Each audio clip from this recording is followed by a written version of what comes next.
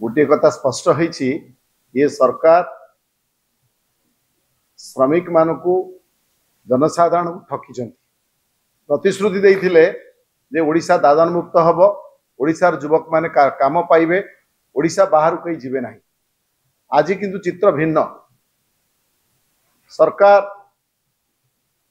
वर्तमान वर्षे 4 मास सरकार अतिक्रम करिछि।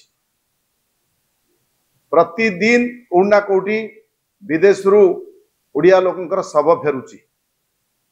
आज ब्रह्मगिरी तथ्य तो उपस्थापित कले प्रतिदिन मो जिला केन्द्रापड़ा भी आपण मान जानिथिबे पूर्वतन मुख्यमंत्री को उद्यम रे सेठारे गोटे बृहत शिल्प कारखाना प्रतिष्ठा करबा पई एवं सेठी आत्मनियुक्ति एवं नियुक्तिर सुजोग सृष्टि करिया पई एमओयू साइन होता आर्सेलर मित्तल कंपनी सहित।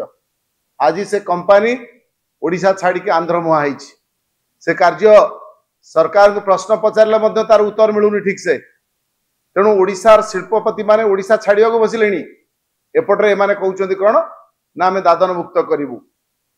तेणु कहउचंती गोटे कथा कार्य आउ गोटे कथा आम दाबी करुछु माननीय मुख्यमंत्री ए कथा को गुरुत्व दियंतु गोटे उच्चस्तरीय तदंत करंतु कमिटी बसातु एवं ओडिशा जनसाधारण जमती बाहर देश को दादन खटिबा को न जीवे एइटी सेमानकु केमिति अधिक कर्मसंस्थान जोगै दिया जीवो एवं मनरेगा रे अधिक कार्य दिवस सृष्टि करने सहित मनरेगा रे श्रमिक मानकर मजूरी